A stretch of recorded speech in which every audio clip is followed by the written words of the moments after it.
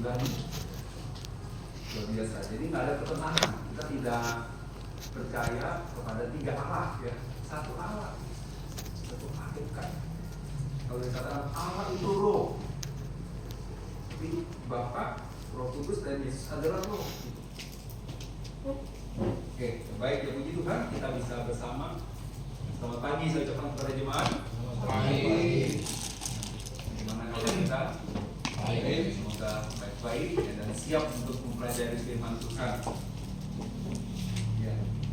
Kita sudah masuk ke 23 tahun yang minggu lalu sudah mengenang akan penyertaan Tuhan 23 tahun.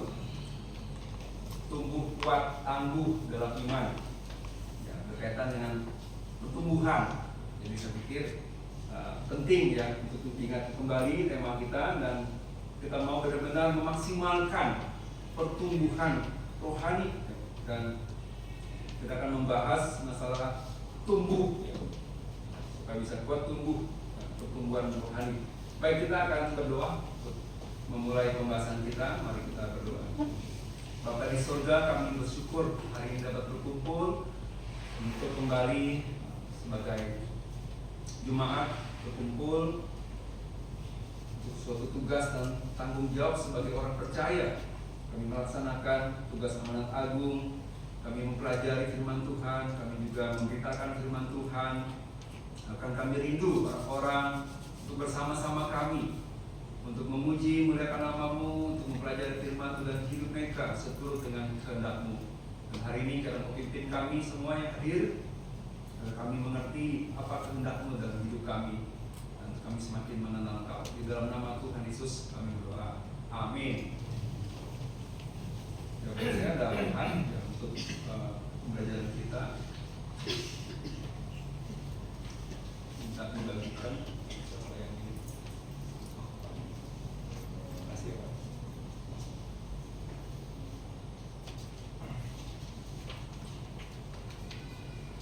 Jadi kita ada bahan mengenai pertumbuhan rohani.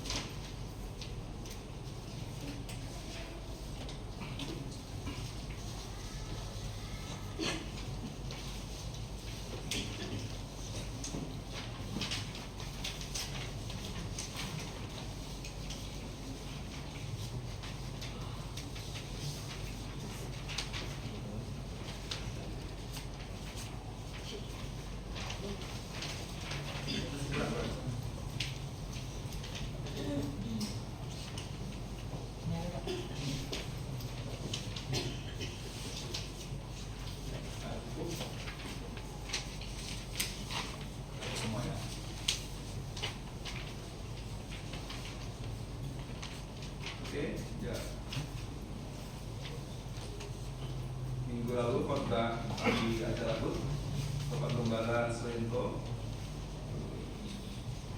memulaikan firman Tuhan mengenai tumbuh kuat tangguh. Itu diawali dengan bicara masalah benih. Benih ini harus sehat, harus benar terlebih dahulu sebelum bicara pertumbuhan. Kalau benihnya kurang bagus, maka ketika dia bertumbuh hasilnya gimana? Tentu hasilnya mengecewakan, karena benihnya tidak bagus. Nah, benih ini bicara tentang benih iman atau keyakinan, sesuatu hal yang kita tidak lihat secara fisik. Benih suatu benih keyakinan. Nah, masalah keyakinan memang kita tidak bisa tidak bisa memaksakan orang. Tidak bisa memaksakan orang. Ya. Kita di negara kita, ya mereka hanya bisa mengurus masalah hubungan sosial dengan yang lain. Ya. Sebenarnya yang idealis seperti itu. Masalah keyakinan itu bicara hak asasi manusia. Saya mau percaya apa? Gitu. Misalnya saya mau percaya HP ini gitu kan, sebagai Allah yang saya sembah gitu. Ya silakan saja gitu. Ya. Jadi masalah iman hanya bisa diargumentasikan, tidak bisa dipaksakan. Kamu harus percaya ini, enggak begitu. Gitu. Ya. Jadi benihnya bagaimana kita menilai, karena kita juga tidak mau membuat orang jadi pusing, jadi berdebat, nanti emosi, jadi marah gitu, karena kita membahas masalah keyakinan gitu, sangat sensitif sekali. Ya, kita mengenal, kita memakai prinsip toleransi, ya, toleransi beragama. Negara kita menjamin dalam undang-undang kebebasan memilih keyakinan kita dan menjalankan sesuai dengan keyakinan kita sejauh tidak melanggar hukum. Ya, tidak boleh korupsi, tidak boleh mencuri, merugikan orang lain. Toleransi. Ya, silakan kamu mau percaya apa. Tapi kita tidak kompromi. Atau kompromi artinya apa? Meyakini keyakinan orang juga benar gitu. Nah, jadi kembali kepada dasar sebuah keyakinan. Tadi ayatnya sangat jelas ya. Saksi sampaikan, dikuatkan dengan ayat firman Tuhan yang tadi dibacakan. Bahwa Yesus katanya pergi kembali ke surga, menyediakan tempat. Berarti itu bukan sesuatu yang omong kosong gitu. Memang ada tempatnya, ada surganya gitu. Nah, surga yang mana ya? Nggak jelas surganya apa gitu. Ada suatu tempat surga yang disediakan oleh Tuhan bagi orang percaya. Ada tempatnya. Dan barang siapa melihat Yesus sama dengan melihat Bapa. Ini ada kesatuannya antara Bapa dan Yesus ini. Ya, mereka satu hakikat, Allah Tritunggal. Nah, kalau kita menerima akan hal ini, berarti yang tidak percaya Yesus, di luar Yesus nggak ada keselamatan. Tadi sudah disaksikan pada temannya, dikasih ayat ini gitu. Yesuslah kebenaran itu, dialah Allah itu. Ya, jadi di sini kita meyakini sebuah kebenaran, dan ketika kebenaran kita yang kita yakini ini bertentangan dengan punya orang lain, ya nggak masalah gitu. Cuman membawa sebuah pengertian bahwa kalau kita meyakini sesuatu itu benar, maka ketika ada hal yang berbeda dengan keyakinan kita katakan itu salah. Jadi tidak perlu marah. Orang juga mungkin katakan kita salah gitu dengan ukuran imannya dia, tidak masalah. Tetapi ada satu alat yang harus kita pegang, dan itu untuk meng-cross check-nya, yaitu adalah akal budi, di mana Allah memberikan kepada manusia akal budi sehingga kita bisa mempertimbangkan benarkah ajaran satu dengan yang lain itu semuanya dari Tuhan. Ini penting gitu, supaya kita bisa mendapatkan sebuah kebenaran gitu ya. Nah, Alkitab mengatakan ya bahwa tidak ada Allah yang lain selain daripada Dia. Akulah Allah yang Esa yang menciptakan langit dan bumi. Jangan katanya jangan kamu menyembah apapun, tidak ada Allah lain selain aku. Jangan menyembah siapapun. Sedangkan di dalam keyakinan yang lain ada katanya dewa-dewa, dewa-dewi. Saya pernah mencoba memberitakan Injil sama ini seseorang ya, dia umur sudah tua ya, Oma 70-an tahun, dia masih sehat ya, jadi kemana-mana dia lebih senang naik motor. Padahal dia orang kaya gitu, lebih senang pakai motor aja katanya ya. Terus dia katanya dia percaya Yesus, tapi dia punya pengalaman, dia percaya Kuan Yin. Dia pernah melihat Kuan Yin datang kepada dia ketika terjadi suatu musibah kebakaran. Akhirnya dia ditolong Kuan Yin, dicerita. Lalu dia juga katanya ketika dia menyembah Dewa Rezeki, minta tolong sama Dewa Rezeki, lalu dia berkomitmen dalam diri dia, ini terakhir kali saya memberikan persembahan kepada Dewa Rezeki, saya berdoa kepada dia. Kalau saya nggak lihat Dewa Rezeki itu, saya nggak mau nyembah dia lagi, nggak mau doa kepada dia lagi. Jadi kalau memang Dewa Rezeki ada, tunjukkan kepada saya. Lalu terakhir dia doa itu, ada Dewa Rezeki di langit itu. Katanya dia kesaksian sama saya. Orangnya seperti anak muda 40-an tahun katanya. Wah, dia lihat Dewa Rezeki. Tapi dia percaya juga sama Yesus gitu. Nah, maksud saya, ibu itu kalau meyakini Kuan Yin dan Dewa Rezeki ada dan dia menyembah kepada dia, berarti dia sama dengan tidak percaya Yesus sepenuhnya. Karena percaya dengan Yesus memiliki sebuah konsekuensi menuntut orang yang percaya kepada dia tidak boleh menyembah apapun. Walaupun kamu punya pengalaman itu, Tetapi kalau kamu percaya kepada Yesus, maka kamu harus tinggalkan pengalaman itu. Karena itu adalah musuhnya Tuhan, bisa jadi gitu. Karena apa? Bertentangan gitu. Sesuatu yang bertentangan dengan keyakinan kita nggak bisa gitu. Jadi itulah sebenarnya di sini kita harus mengambil keputusan. Tidak boleh sikapnya netral. Kenapa? Kalau netral berarti nggak ada kebenaran. Kamu juga silakan percaya apa, saya juga percaya apa gitu. Jadi dasarnya harus benar ya. Nah jadi memang semua agama tidak sama ya. Penekanan saya adalah semua agama nggak sama dan nggak akan menuju surga yang sama, tepat kepada Tuhan yang sama. Itu permasalahannya gitu. Karena ada ajaran yang mengatakan boleh menikah lebih daripada satu istri. Nah, tapi di ajaran Kristen dikatakan apa? Itu udah berzina. Kamu punya istri lain, udah berzina gitu. Kamu nggak boleh, itu udah berdosa gitu. Nah kalau begitu kita mau tanya ke siapa ini gitu? Yang benar yang mana? Boleh punya istri lagi? Apa memang nggak boleh? Gitu. Menurut ukuran siapa gitu? Nah jadi itu adalah satu pemikiran. Ya tentu ini tidak perlu kita harus berdebat sama orang gitu. Tapi sekarang kembali kepada pribadi masing-masing, kita mau percaya yang mana? Apakah percaya Tuhan itu mengajarkan sebuah kebenaran dan itu menjadi sebuah ukuran kita untuk kita menilai segala sesuatu? Ya. Terserah orang mau percaya atau nggak percaya, tetapi dengan ukuran itu kita bisa memegang kebenaran deminya gitu. Dan puji Tuhan kita memiliki firman Tuhan, ya, firman Tuhan yang harus kita pegang teguh. Nah itu bicara semua bicara agama ya. Bahkan di antara gereja-gereja sendiri pun ada perbedaan pengajaran gitu. Nah pentingnya perbedaan pengajaran adalah yang harus kita bisa membedakannya di dalam 1 Timotius pasal yang keempat. 1 Timotius pasal yang keempat di ayat ke-16 ya, 1 Timotius pasal 4 ayat ke-16. Awasilah dirimu sendiri dan awasilah ajaranmu. Bertekunlah dalam semuanya itu, karena dengan berbuat demikian engkau akan menyelamatkan dirimu dan semua orang yang mendengar engkau. Ya, jadi ini perlu diawasi ajarannya. Ya, awasilah dirimu dan ajaranmu. Ya, karena dengan berbuat demikian, artinya kita harus berjaga-jaga. Apakah ajaran yang saya ajari sudah benar apa belum gitu? Jadi perlu satu concern atau satu keseriusan dalam hal mempelajari apa yang benar. Ya. Karena dengan berbuat demikian, engkau akan menyelamatkan dirimu dan semua orang yang mendengarkan engkau. Ya. Diri kita, ya kita jaga dengan kebenaran. Dan orang yang mendengarkan kita, bahkan kita kan nggak mungkin kita diam saja ya. Kita akan beritahu ke orang, ini kebenaran. Dan orang yang dengar apa yang kita sampaikan, kalau itu benar, maka dia juga akan diselamatkan dengan apa yang kita sampaikan. Gitu. Jadi penting sekali.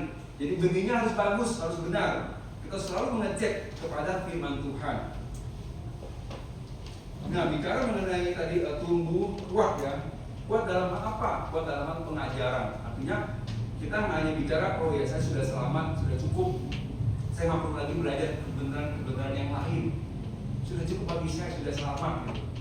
Kalau salah, pandangan itu salah. Ya. Kita perlu memiliki dasar yang kokoh yang kuat. Oleh karena itu perlu ketekunan dalam mempelajari firman Tuhan. Ya, ketekunan terus-menerus gitu. Kuat dalam hal pengajaran dan tangguh gitu bicara mengenai bagaimana pertumbuhan iman jemaat. Ya, ini kan kita akan bahas pertumbuhan iman jemaat. Ya, pasal itu mengambil ilustrasi sebuah perahu ya. Kiri kanannya harus seimbang gitu ya. Kalau nggak seimbang nanti bisa tenggelam gitu ya. Bisa tenggelam. Jadi jemaat yang dewasa harus lebih banyak daripada yang tidak dewasa gitu. Ya. Jadi kalau nanti tamat-tamat jiwa sudah bisa mengimbangi, itu penting ya bagi kita menyadari untuk kita bisa bertumbuh lebih kuat lagi. Oke, kita masuk ke bahannya, pertumbuhan rohani. Ya. Pertumbuhan rohani bagi orang Kristen ini adalah suatu perintah ya. Suatu perintah dan tujuan dalam hidup sehari-hari orang percaya. Ya, poin yang pertama, pertumbuhan rohani itu suatu perintah. Kita buka ayatnya. Ya. Kita buka di 2 Petrus dulu ya, 2 Petrus 3 ayat 18. 2 Petrus 3 ayat 18. 2 Petrus 3 ayat 18 dikatakan, tetapi bertumbuhlah dalam kasih karunia dan dalam pengenalan akan Tuhan dan Juru Selamat kita Yesus Kristus, baginya kemuliaan sekarang dan sampai selama-lamanya. Jadi ada perintah bertumbuhlah dalam kasih karunia dan dalam pengenalan akan Tuhan dan Juru Selamat kita Yesus Kristus. Jadi bukan hanya sebatas sampai kita sudah tahu Yesus Juru Selamat, kita sudah selamat, percaya kepada Dia, dosa kita diampuni, kita jadi anak Allah. Tetapi ada perintah bertumbuhlah mengenal Yesus, siapa Dia sesungguhnya, apa yang Dia kehendaki, apa rencananya, gitu. Semuanya kita ingin mengenal Dia lebih lanjut dan dalam kasih karunia-Nya. Jadi kasih karunia itu bukan hanya terbatas dalam hal keselamatan, tapi janji-janjinya bagaimana kita akan menjadi dimuliakan, dinyatakan sebagai anak Allah nanti pada saat kedatangannya, dimuliakan dan sebagainya. Gitu. Jadi ini satu perintah. Ya. Roma 8 ayat 28-29 itu juga ada satu rencana Tuhan. Kita buka Roma 8. Roma 8 ayat 28-29. Kita tahu sekarang bahwa Allah turut bekerja dalam segala sesuatu untuk menentukan kebaikan bagi mereka yang mengasihi Dia, yaitu bagi mereka yang terpanggil sesuai dengan rencana Allah. Sebab semua orang yang dipilihnya, sebenarnya ini diketahuinya ya, dalam bahasa Asli terjemahan, sebenarnya diketahuinya dari semula, mereka juga ditentukannya dari semula untuk menjadi serupa dengan gambaran anaknya, supaya ia anaknya itu menjadi yang sulung di antara banyak saudara. Dan mereka yang ditentukan dari semula, mereka itu juga dipanggilnya. Dan mereka yang dipanggilnya, mereka itu juga dibenarkannya. Dan mereka yang dibenarkannya, mereka itu juga dimuliakannya. Jadi untuk menjadi serupa dengan gambaran anaknya. Wow. Kita yang dari orang berdosa diselamatkan, lalu Tuhan menghendaki orang yang diselamatkan ini, tentu kan kita nggak sempurna ya. Banyak sekali kita kelemahannya, banyak sekali kita kadang-kadang jatuh dalam dosa, buat Tuhan kecewa segala macam dengan kehidupan kita. Walaupun kita sudah diselamatkan, kita masih bisa terjatuh dengan hal seperti itu. Tapi Tuhan merencanakan bagaimana orang yang percaya ini menjadi serupa dengan gambaran anaknya, yaitu Yesus Kristus. Itu luar biasa, itu rencana Tuhan. Ya. Kita lihat sekarang ke tabel ya, tabel yang kedua sekarang. Nanti bisa dibaca ayat-ayatnya kalau kita ada waktu. Kita langsung lihat ke tabel. Tabel yang menunjukkan hal-hal yang terjadi saat keselamatan dan sesudah keselamatan. Ini peristiwa pada saat kita bertobat dan percaya. Ya. Pertama adalah bertobat dan percaya. Nah, bertobat dan percaya ini adalah tanggung jawab manusia. Ya, manusialah yang bertobat dan percaya, bukan Allah gitu. Manusianya. Tapi dalam bertobat dan percaya ini Allah membantu. Ya. Nah, ini kalau ini salah memahami. Ya. Salah memahami gitu ya. Seolah ada unsur manusianya gitu. Ada peran manusianya dalam hal ini bertobat itu bukannya sepenuhnya karya Tuhan. Tetapi mereka merupakan tanggung jawab manusia. Tuhan sudah kasih manusia kehendak bebas untuk memilih, tetapi Allah di dalam manusia memilih itu bekerja, gitu ya. Kita lihat ayat-ayatnya. Di dalam ini manusia yang melakukan untuk bertobat ya, tanggung jawab manusia dibantu Allah.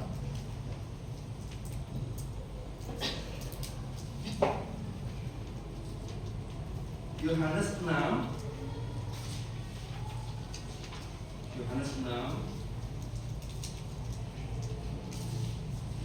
6 ayat 44. Boleh seorang membacakan? Yohanes 6 ayat 44. Yohanes 6 ayat 44. Tidak ada seorang pun yang dapat datang kepadaku kalau ia tidak ditarik oleh Bapa yang mengutus aku, dan ia akan kubangkitkan pada akhir zaman. Iya, ayat ini benar 100%. Jadi nggak ada seorang pun yang dapat datang kepadaku, datang kepada Yesus, percaya kepada Yesus, jikalau ia tidak ditarik oleh Bapa. Jadi Bapa menarik orang-orang untuk percaya kepada Yesus. Jadi siapapun yang percaya Yesus itu adalah pekerjaan Bapa menarik dia. Gitu. Ya. Nah lalu bagaimana pertanyaannya kalau ada orang yang sudah ditarik, kok nggak mau percaya gitu? Ya. Sudah diberitakan Injil, kok malah nggak mau percaya? Nah kalau dari sudut pandang Calvinis, dari situ satu aliran, satu paham ya, bahwa Allah menentukan segala sesuatu gitu. Jadi termasuk orang yang percaya nggak percaya itu sudah dari kekekalan sudah ditentukan. Kita tidak percaya akan hal itu. Jadi kalau ada seorang yang memang diberitakan Injil nggak mau bertobat, yang salah siapa kalau begitu? Karena Allah yang salah, karena Allah tidak menentukan dia untuk menjadi percaya, menjadi orang yang diselamatkan. Nah, tetapi yang benarnya pemahamannya adalah Allah menarik dia, ya, menyadarkan dia supaya dia percaya kepada Yesus, bahwa dia orang berdosa, ya, menyadarkan dia bahwa dia orang berdosa dan dia perlu pertolongan Tuhan Yesus, dia harus percaya pada Tuhan Yesus, tapi dia nggak mau. Nah, disinilah ya, karena adanya tanggung jawab manusia, walaupun Allah bekerja menarik dia, tapi manusianya masih bisa menolak, gitu. Masih bisa menolak untuk percaya. Jadi di situ. Jadi ada peranan Allah dalam manusia bertobat. Jadi siapapun kita di sini yang sungguh-sungguh bertobat, itu ada peranan Tuhan yang menyadarkan kita, saya ini orang berdosa, saya mau percaya pada Yesus, saya sungguh-sungguh percaya pada itu, ada peranan Tuhan. Nah, jadi di sini Allah membantu manusia dalam hal bertobat percaya, dan terjadinya langsung seketika. Jadi kalau dia belum sepenuhnya percaya, namanya belum percaya gitu. Maksudnya percaya ini bicara sepenuhnya gitu. Satu momen, satu titik mengambil keputusan, ya saya mau percaya pada Tuhan Yesus sekarang, menjadikan dia Tuhan dan Juru Selamat saya. Itu terjadi seketika, bertobat dan percaya. Itu tanggung jawab manusia yang dibantu Allah. Ada peranan Tuhan, ada kerja Tuhan yang luar biasa gitu. Nah, yang berikutnya adalah pembenaran ya. Pembenaran ya.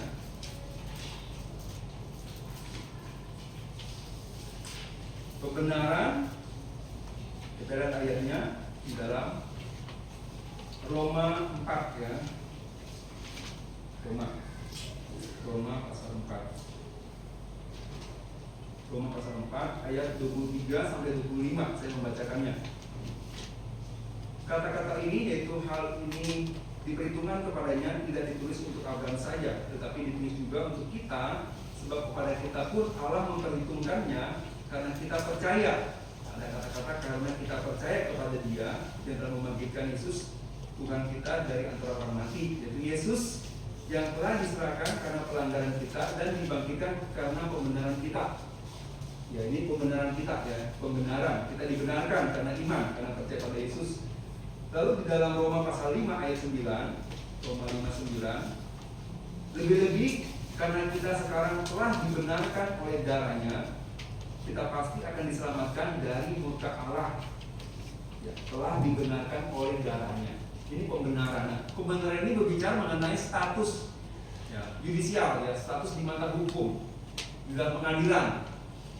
Bahwa ketika orang percaya ya, kepada Tuhan Yesus sebagai Juru Selamat, maka di mata hukum Allah, di mata pengadilan Allah, itu dinyatakan benar statusnya. Secara status dibenarkan. Ya, di pengadilan berbicara mengenai salah dan benar, apakah dia melanggar apa enggak. Jadi orang yang percaya itu di mata hukum Tuhan itu dinyatakan benar. Ya, makanya ini bisa menjadi membuat kita bisa masuk surga karena kita dinyatakan orang benar statusnya. Keputusan sidang ya, bicara mengenai keputusan sidang, kita dibenarkan gitu. Dan itu terjadi bagaimana? Terjadinya itu adalah Allah sendiri yang membenarkan ya, Allah sendiri membenarkan, bukan kita ya. Allah membenarkan kita yang percaya. Lalu terjadi seketika, pada saat orang bertobat dan percaya, pada saat itu juga Allah melakukan bagian yang membenarkan kita secara status, dan terjadi seketika langsung Nah, yang berikutnya adalah kelahiran kembali, lahir baru. Ya, lahir baru. Di dalam Yohanes 1 ayat 12. Yohanes 1 ayat 12. Tetapi semua orang yang menerimanya diberinya kuasa supaya menjadi anak-anak Allah, yaitu mereka yang percaya dalam namanya, orang-orang yang diperanakan bukan dari darah atau dari daging, bukan pula secara jasmani oleh keinginan seorang laki-laki, melainkan dari Allah. Diperanakan, dilahirkan dari Allah, ya, atas dasar percaya, ya. Menjadi anak Allah, diberi kuasa menjadi anak Allah. Lalu Titus 3 ayat yang kelima. Titus 3, ya, saya bacakan. Titus 3 ayat yang kelima. Pada waktu itu dia telah menyelamatkan kita bukan karena perbuatan baik yang telah kita lakukan, tetapi karena rahmatnya oleh permandian kelahiran kembali dan oleh pembaharuan yang dikerjakan oleh Roh Kudus. Kalau tadi berbicara mengenai status kita di hadapan Tuhan, kita dibenarkan. Ini berbicara mengenai pembaharuan diri kita. Jadi kita dibaharui, ya. Roh kita dibaharui, jadi hidupkan kembali, menjadi lahir kembali, menjadi anak Allah, gitu. Dan ini terjadi seketika, ya. Allah sendiri yang mengerjakannya melalui Roh Kudusnya. Kita dilahirkan kembali. Dan yang berikutnya adalah pengudusan karakter. Ya, pengudusan karakter. Pengudusan karakter. Kita lihat ayatnya. 2 Korintus 7 ayat 1. 2 Korintus 7 ayat 1. Saudara-saudaraku yang kekasih, karena kita sekarang memiliki janji-janji itu, marilah kita menyucikan diri kita dari semua pencemaran jasmani dan rohani, dan dengan demikian menyempurnakan kekudusan kita dalam takut akan Allah. Pengudusan karakter ini adalah Allah membantu manusia. Jadi ada peranan manusianya, ya, di situ, ya, manusia, ya, dan Allah membantu, ya, manusia. Dan ini adalah bukan terjadi seketika. Ini proses, ya, proses. Ya. Dan berikutnya adalah pemuliaan. Ya. Ini terjadi nanti pada saat kedatangan Tuhan yang kedua kali. Kita akan dimuliakan. Itu ayatnya di 1 Yohanes 3 ayat 2. 1 Yohanes 3 ayat 2. 1 Yohanes 3 ayat yang kedua. Saudara-saudaraku yang kekasih, sekarang kita adalah anak-anak Allah, tetapi belum nyata apa keadaan kita kelak. Akan tetapi kita tahu bahwa apabila Kristus menyatakan dirinya, kita akan menjadi sama seperti Dia, sebab kita akan melihat Dia dalam keadaannya yang sebenarnya. Ya. Jadi kita akan menjadi sama seperti Dia. Ini kita namanya disempurnakan. Jadi kalau disempurnakan, semua karakter-karakter yang lemah, yang kurang-kurang disempurnakan. Wow. Ya. Saudara, kita dalam hidup kita, setelah kita bertobat dan percaya, kita merindukan satu kehidupan yang penuh kasih, yang indah, ya, satu hidup yang baik, ya, yang menyenangkan Tuhan, yang mengasihi sesama. Tapi banyak pertentangannya dalam diri kita, banyak kelemahannya. Kita mau nyenangin Dia, tapi kita gagal lagi. Tapi ada pengharapan, nanti pada saat Dia datang, kita disempurnakan oleh Tuhan, ya, dan segala cacat celah itu sudah dihilangkan semua, gitu. Ya. Namun kita sekarang ini berfokus kepada apa? Nah, ini, ya, itu ada gambar bintang-bintang, ya. Di sampingnya ada bintang-bintang. Bintang 2 itu maksudnya adalah notnya, ya, bisa kemungkinan gagal.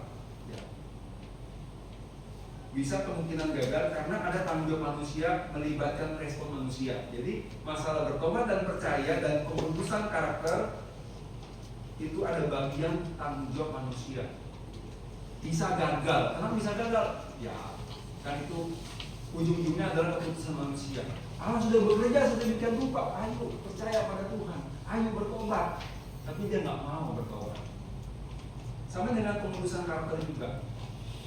Orang yang sudah diselamatkan, diselamatkan, diampuni semua dosanya, Allah rindu ya. Kehidupan karakternya semakin bertumbuh ya, serupa dengan Yesus, mentaati firman Tuhan.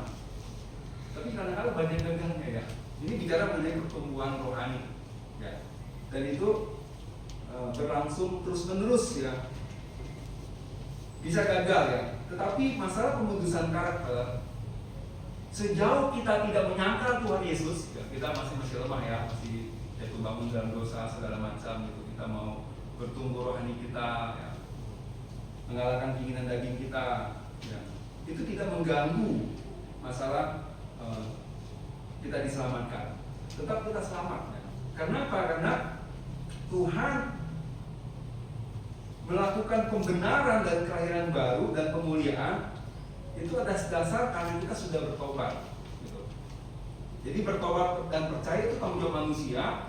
Lalu Allah melakukan bagiannya, membenarkan dia secara status, melahirbarukan dia ya. Dan nanti pada saat datang Tuhan Yesus ya, kita akan dimuliakan. Tetapi bisa gagal ya kalau dia murtad. Tadi malam di kebaktian doa kita membahas mempelajari mengenai ini ya, harus setia sampai akhir, percaya pada Yesus walaupun ada penderitaan, tantangan, harus setia. Jadi ya kita harus ini ya, harus benar-benar terus-menerus kita percaya kepada Tuhan, jangan melepaskan iman kita, melepaskan kepercayaan kita. Itu sangat berharga ya. Oke. Lalu berikutnya sekarang. Yang ketiga ya, pemutusan karakter adalah suatu proses pekerjaan dan proses. Ya ini ya. Jadi memang hal terpenting adalah bicara keselamatan seseorang. Kita memberitakan juga kepada orang supaya dia diselamatkan. Tetapi tidak kalah penting juga bagaimana orang yang sudah diselamatkan ini terus-menerus bertumbuh dalam pemutusan karakter, ya. Terus-menerus ya. Ini suatu pekerjaan yang seumur hidup. Ya. Pekerjaan dan proses yang dilakukan oleh Roh Kudus dengan usaha orang yang bersangkutan. Ada usaha kitanya loh. Jangan serahkan sama Tuhan. Udah Tuhan, saya mau bertumbuh, tapi kita nggak ada usahanya gitu. Maunya doang gitu, tapi mana usahanya? Baca kitab jarang-jarang gitu, ke gereja jarang-jarang, bagaimana gitu mau bertumbuh gitu. Nah, ini pekerjaannya. Jadi 2 Tesalonika 2:13 kita baca. 2 Tesalonika 2:13. 2 Tesalonika 2:13. Akan tetapi kami harus selalu mengucap syukur pada Allah karena kamu saudara yang dikasihi Tuhan. Sebab Allah dari mulanya telah memilih kamu untuk diselamatkan dalam Roh yang menguduskan kamu dan dalam kebenaran yang kamu percayai. Ya. Roh yang menguduskan kamu. Ya. Jadi ini adalah bantuan Roh Kudus. Ya. Dan usaha orang yang bersangkutan. Ada kesungguhan ya, kita mau bertumbuh dalam rohani. Yang berikutnya adalah jangka waktu dimulai sejak pembenaran hingga nanti pemuliaan. Dari sejak kita dibenarkan sampai nanti ya, pemuliaan.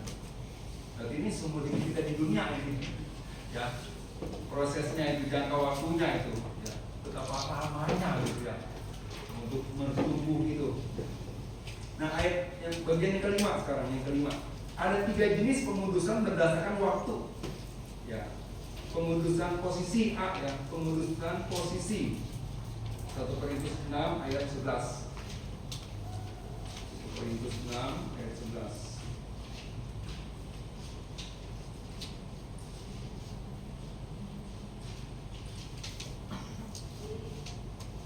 1 Korintus 6 ayat 11. Dan beberapa orang di antara kamu demikianlah dahulu, tetapi kamu telah memberi dirimu disucikan, kamu telah dikuduskan, kamu telah dibenarkan dalam nama Tuhan Yesus Kristus dan dalam Roh Allah kita. ada kata-kata telah, ya, telah.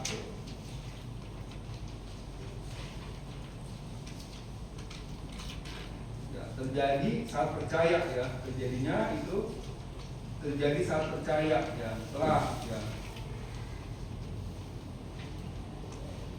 Dan pengundusan posisi ini adalah hal yang terutama ya bagi semua orang ya.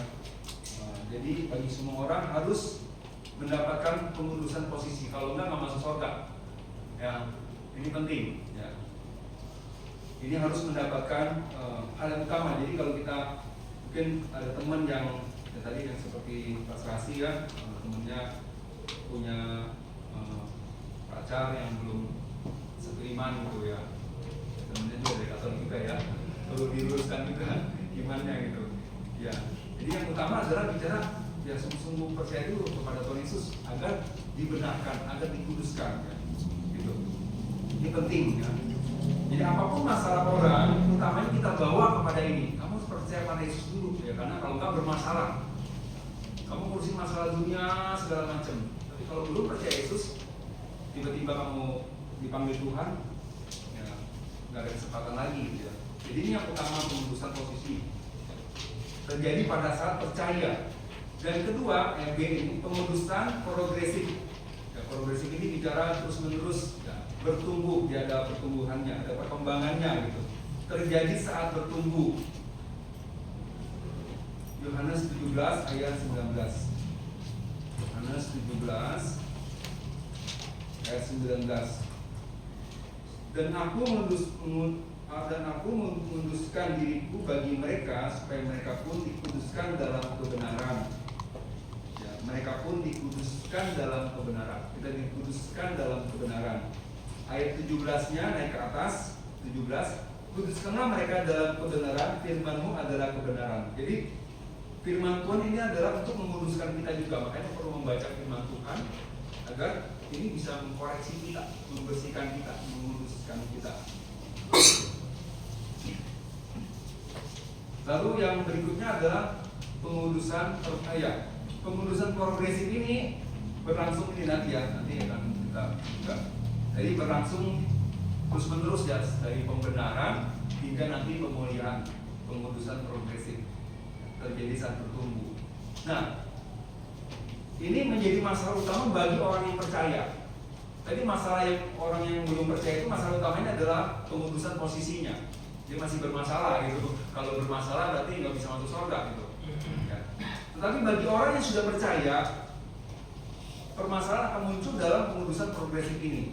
Seringkali ada banyak masalah yang muncul, ya. Bahkan masalah yang sangat serius karena pengudusan progresifnya ini tidak berjalan dengan baik. Gagal bertumbuh, gitu ya. Mungkin bisa dia ada bangun dalam dosa, ya, sulit untuk ini, gitu. Ada dosa-dosa yang mungkin yang sifatnya kecanduan dan sebagainya, bisa saja terjadi seperti itu ya. Bukan berarti Tuhan nggak bebaskan dia, tapi dia karena ya tidak ada usaha yang serius kepada dosa itu, akhirnya dia jatuh bangun terus gitu. Jadi menjadi masalah yang sangat serius ya. Lalu pengudusan permanen terjadi setelah pemuliaan. Tadi ayat sudah kita baca ya. Dimana ketika Yesus menyatakan dirinya, kita akan dinyatakan juga sebagai anak Allah. Kita menjadi serupa dengan Dia nanti pada saat pemuliaan itu. Berikutnya adalah apa yang terjadi jika bayi, ini bicara mengenai ini ya, pertumbuhan. Kita lihat sekarang masalah pertumbuhan seorang anak ya, bayi ya, dari bayi. Apa yang terjadi jika bayi tidak bertumbuh secara fisik, masih memerlukan perhatian orang lain terus-menerus ya. Jadi orang-orang yang tidak bertumbuh rohani ya, ini secara fisik itu ya, secara baik itu baik tentu akan memerlukan perhatian dari orang tua ya, dari sekelilingnya gitu. Kalau enggak ya sulit ya untuk dia bisa ini, perlu dibantu untuk pertumbuhannya gitu ya, perlu diperhatikan dan sebagainya. Nah harapannya adalah ketika nanti sudah menjadi dewasa, dia bisa bantu lagi memperhatikan yang lain lagi gitu. Nah, sama dengan jemaat ya. Kita di sini makin lama bertumbuh. Nanti setelah kita bertumbuh, kita ada orang yang masih baru percaya, ya, kita memperhatikan dia kembali gitu. Jadi ada kerjasama gitu ya. Yang sudah dewasa memperhatikan yang belum dewasa seperti itu. Ya. lalu memiliki sukacita yang terbatas ya. Ya. Karena saya sudah punya anak, jadi punya pengalaman ya bagaimana anak-anak itu ya.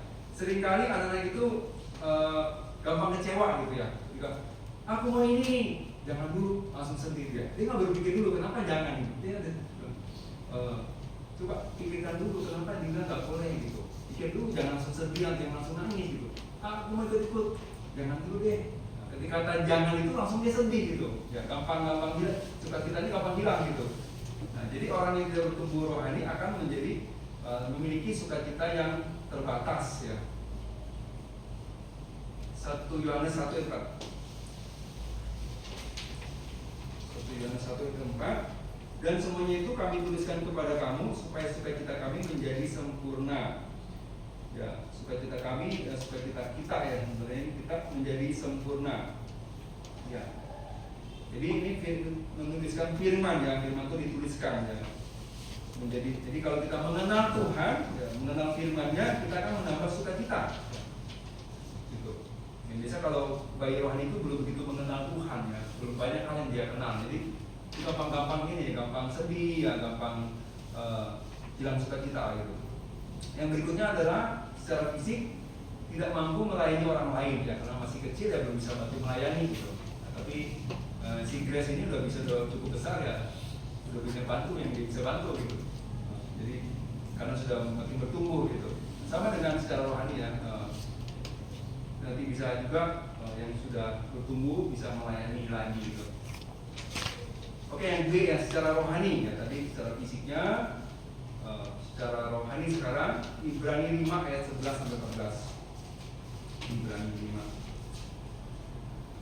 Ibrani 5 ayat 11 sampai 14.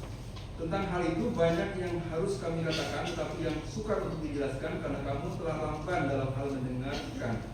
Sebab sekalipun kamu ditinjau dari sudut waktu, sudah seharusnya menjadi pengajar. Kamu masih perlu lagi diajarkan asas-asas pokok dari penyataan Allah. Kamu masih memerlukan susu, bukan makanan keras. Sebab barang siapa masih memerlukan susu, ia tidak memahami ajaran tentang kebenaran, sebab ia adalah anak kecil.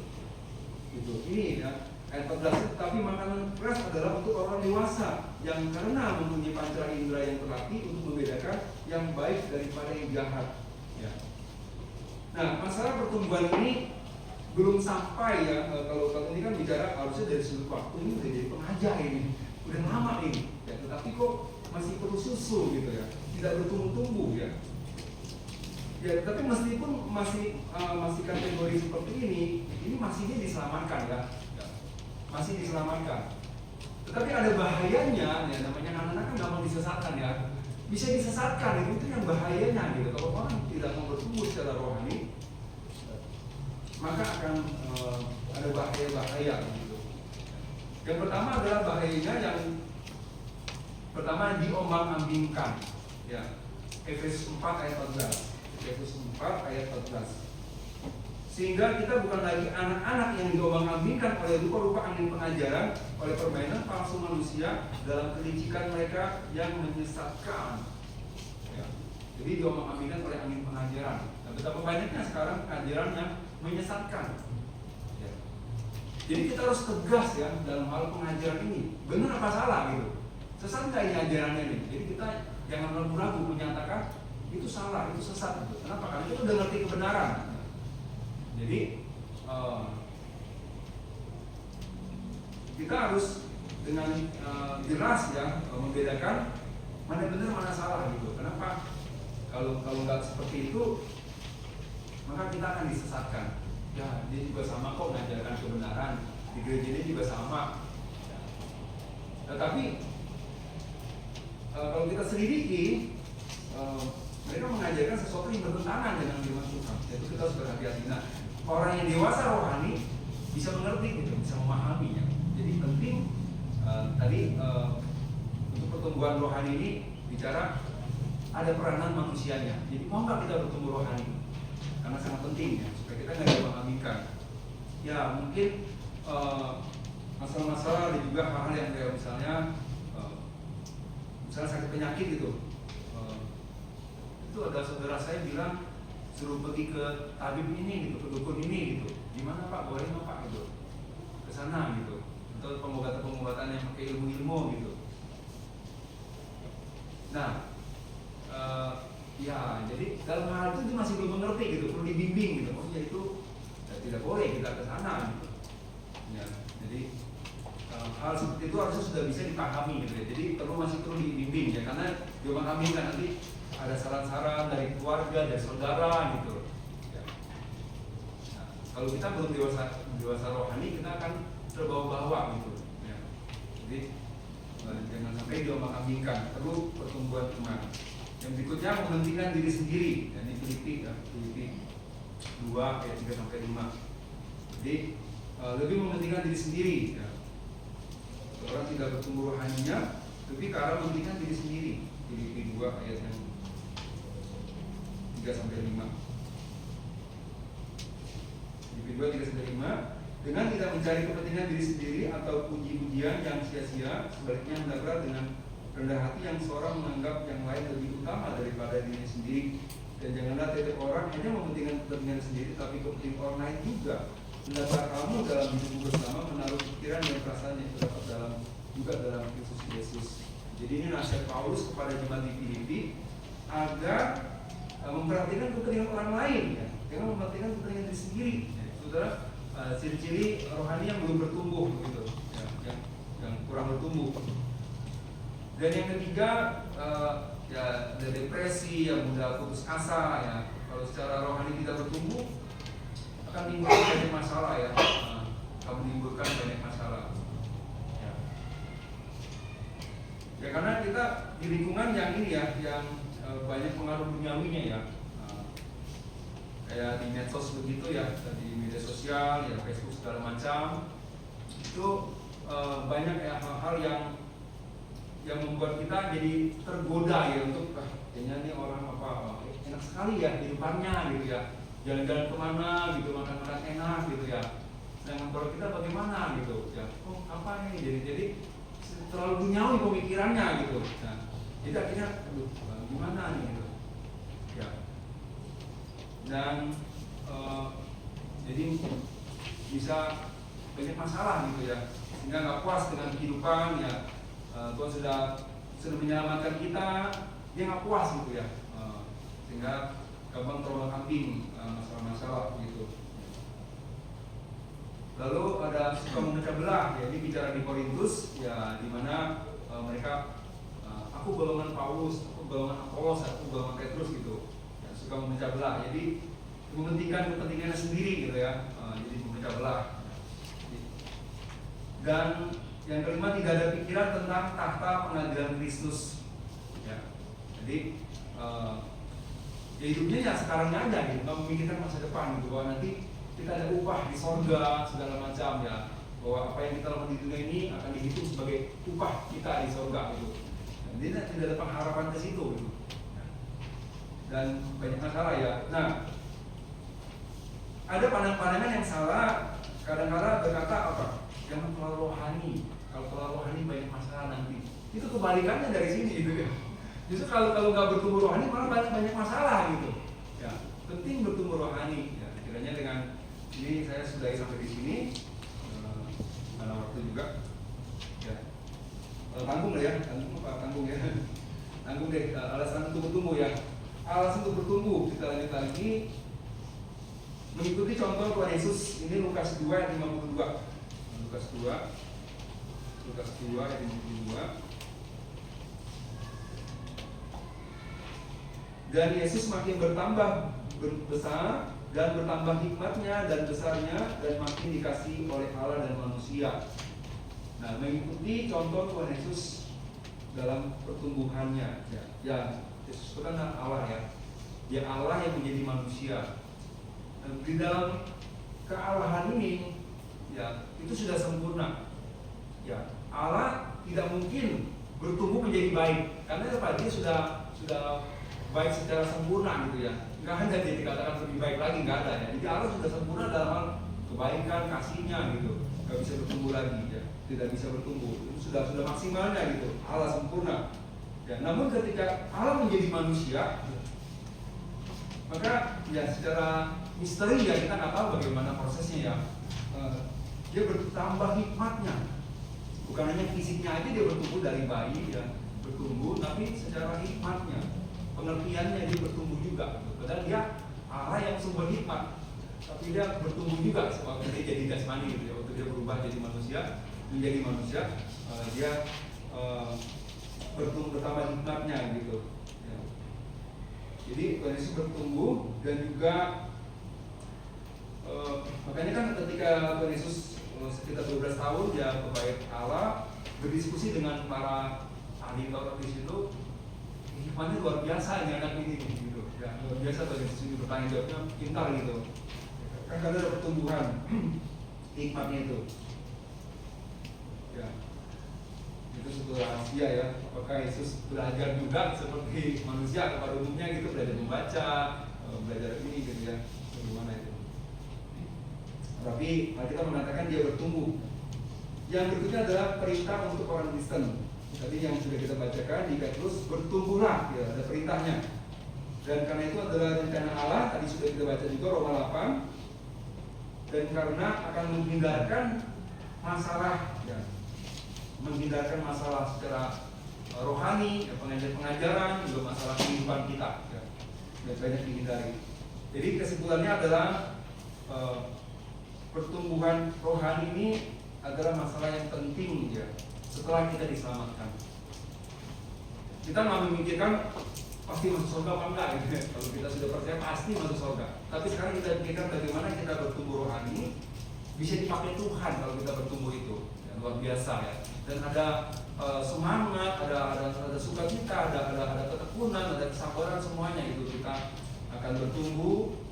Ya, Tuhan akan pakai kita untuk menyelamatkan orang, untuk membawa jiwa, ya, dan menghindarkan kita dari berbagai masalah, ya.